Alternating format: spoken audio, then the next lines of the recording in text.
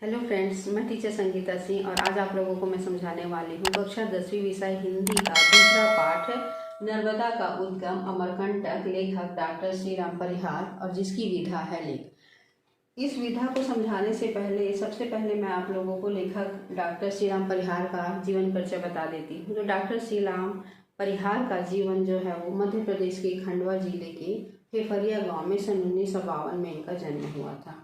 शिक्षा के क्षेत्र में उन्होंने जो है वो PhD और DLED की उपाधि प्राप्त की हुई है। ये आज भी जो है वो मध्य प्रदेश के खंडवा जिले के शासकीय स्नातकोत्तर कन्या महाविद्यालय में प्राचार्य के पद पर जो है वो कार्यरत हैं। इनको बहुत सारे सम्मानों से सम्मानित भी किया गया है, जिनमें इनको जो है वो हिंदी कला एवं साहित्य सम्मान और सारस्वत सम्मान और बहुत सारे के पुरस्कार से इनको सम्मानित किया गया है। अगर इनकी रचनाओं को देखते हैं तो इनकी रचनाओं में जो है वो झड़ते फूल हर श्रृंगार के, आँच अलाव की, बजे तो बंसी गूंजे तो सख आदि इनकी जो है प्रमुख रचनाएं हैं। लेख, इस पाठ की जो विधा है क्या है? लेख जो है वो हिंदी साहित्य की एक विधा होती है जिसमें जो है वो किसी भी बात को जो है वो विस्तार से जो है वो बताया जाता है, जिसमें प्रारंभ होता है, मध्य भाग होता है और अंत भाग होता है, जिसमें रोचक तरीके से जो है वो लेखक अपनी बात को सामने वाले के लिए रखता है।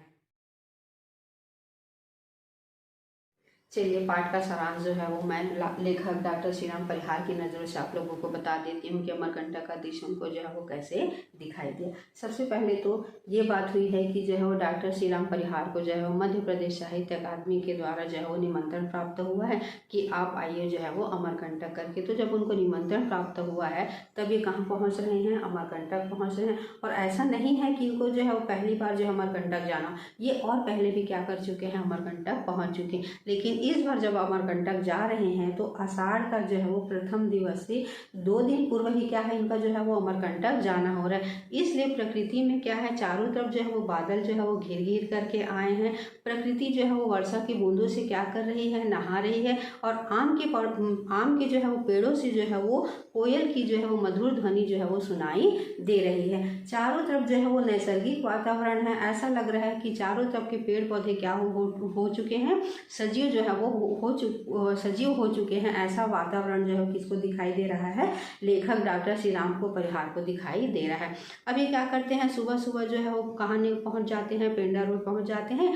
ये जो है वो रास्ता पड़ता है पेंडा रोड के बाद ही कहाँ जाया जाता है? अमरकंटक जाया जाता है। तो ये कहाँ सुबह सुबह कहाँ पहुँच जाते हैं? पेंडा रोड पहुँच जाते हैं। जब पेंडा रोड स्टेशन के पास पहुँचते हैं तो उनकी मुलाकात जो है वो किनसे हो जाती है?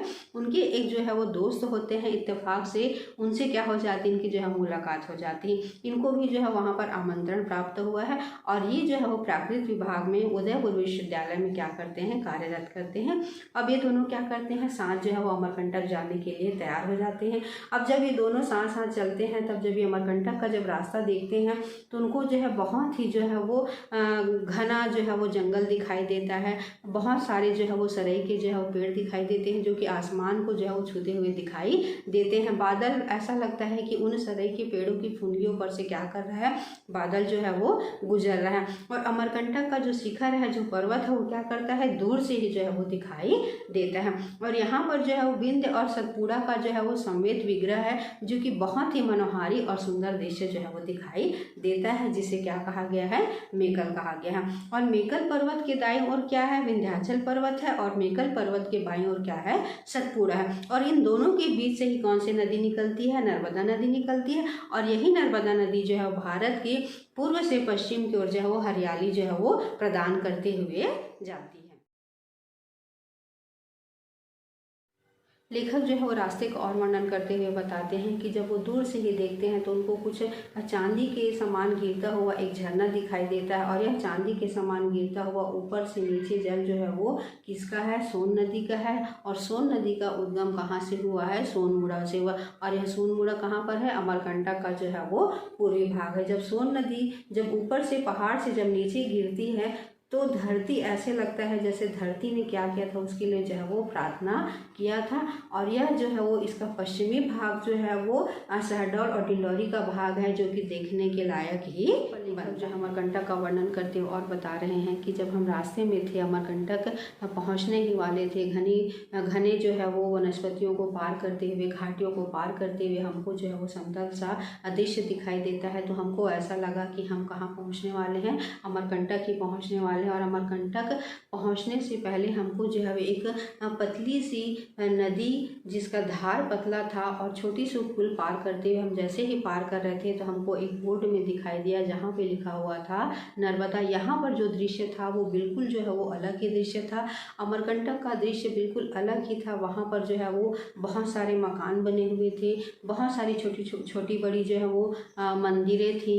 निर्माणाधीन जो है वो जैन का मंदिर है वहाँ पर, और बहुत सारी जो चीज़ें हैं जैसे कि चाय का दुकान है, मिठाई का दुकान है, बहुत सारी जो है वो वनवासी स्त्रियाँ जो हैं वो टोकरियों में जो है वो जामुन लेकर के बेच रही हैं। वहाँ पर जो है वो आम का जो है वो ढेर लगा हुआ है। कई जगह जो है वो कंठी माला, नारियल वगैरह जो है वो बिक रहे हैं। इससे ऐसा लगता है कि यहाँ पर जो है वो नर्मदा नदी जो है वो सभी को जो है वो पोषित करने का जो है कार्य करती है। और इस तरीके से जो है एक अमरकंटक का जो है वो एक अलग ही दृश्य यहाँ पर दिखाई देता है। जब बस स्टैंड से पूर्व वाली गली को जाते हैं तब उनको जो है वो एक कुंड दिखाई देता है, और यही कुंड जो है वो किसका कुंड है, नर्मदा नदी का जो है वो कुंड है। और नर्मदा नदी कहाँ से निकली है, अमरेश्वर के जो है वो कंठ से ही नर्मदा नदी निकली है। यह कुंड जो है वो क्या है, 11 कोड़ी है, 11 कोड़ी हुई है, जहाँ पर जो है वो करीब 20 के आकार के जो है वो छोटे बड़े जो है वो मंदिर हैं। और कुंड जो है वो कहीं पे समतल है और कहीं पर जो इसको पक्की ईंटों से क्या किया गया है, बनाया गया है। और इस कुंड में जो है जल है वो लहरा रहा है, जिसमें जो है वो यात्री आते हैं और वहाँ पर डुबकी लगा करके अपने तन मन की क्या करते हैं, शांति को जो है वो प्राप्त करते हैं। पूजा वगैरह भी वैसा होता है जैसे सभी जगह जो है मंदिर होता है, वैसा भी यहाँ जो है वो पूजा होने का कार्य करते हैं। और यहाँ पर यात्री आकर के अपने मन की शांति को जो है वो प्राप्त। यहाँ पर लेखक के द्वारा कुछ और घटनाओं के बारे में बताया गया है। रेवा नदी के बारे में कि रेवा नदी जो है वो सोन नदी के विरह के कारण जो है वो दूसरे मार्ग में जो है वो चले जाती है, और उसकी गति में क्या रहती है, ताप रहती है, जब उसके स्वभाव में क्या रहती है, शीतलता रहती है। साथ ही इस पाठ में जो है वो एक दंत कथा बताया गया है।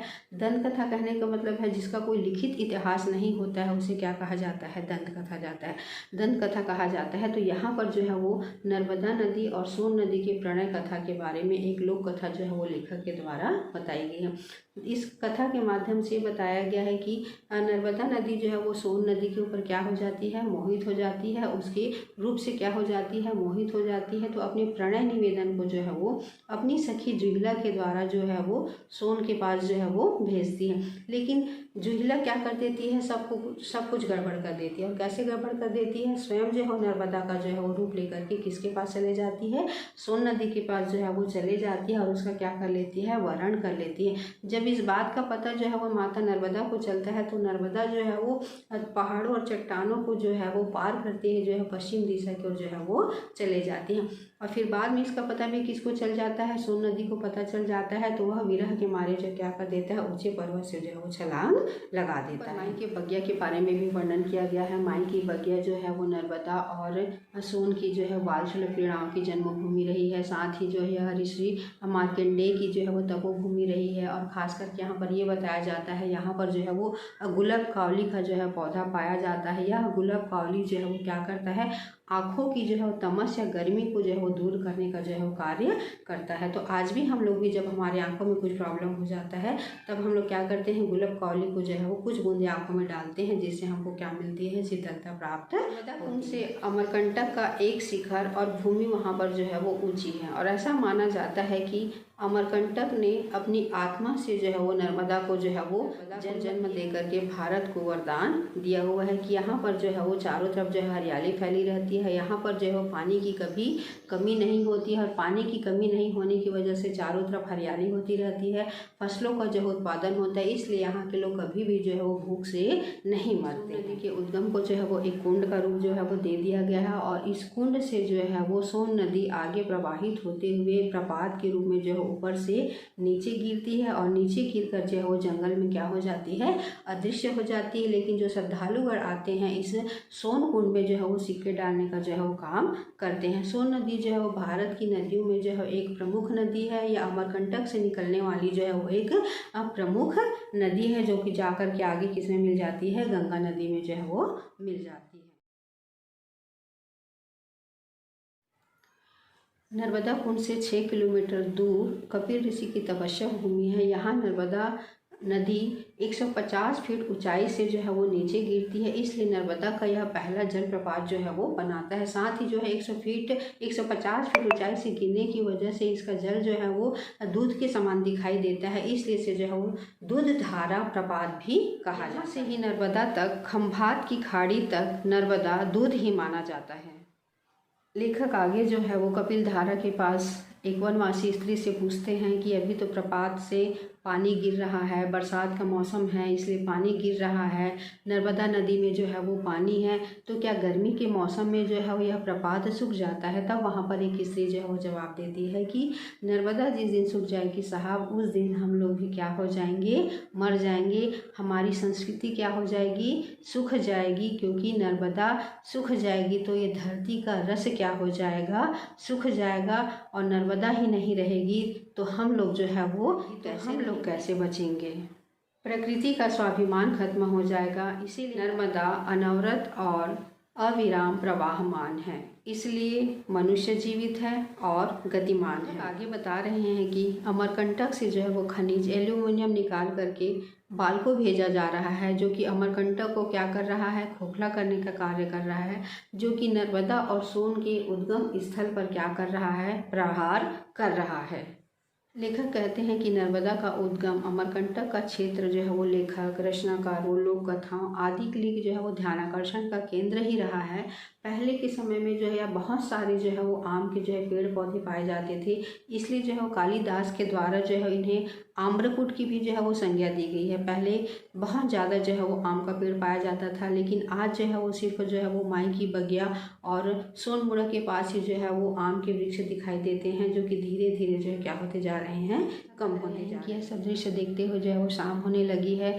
चारों तरफ जो है वो बादलों का जो है वो घना बादल छाने लगा है, और कमरे के अंदर भी जो है उनको उसका आभास जो है वो हो रहा है। लेकिन यह जो है वो अमरकंटक का दृश्य था, बहुत ही मनोरम था, जो कि लेखक के लिए भुलाए ही नहीं बन रहा था। शायद आप लोगों को भी मेरे समझाने से आप लोगों को ऐसा लगा होगा, और ये सामने दृश्य जो है वो स्पष्ट आंखों में जो है वो दिखाई देने लगा होगा। तो ये था पाठ का सार। अगर आप लोगों को यह मेरा वीडियो पसंद आया होगा तो like, comment, share and subscribe करें।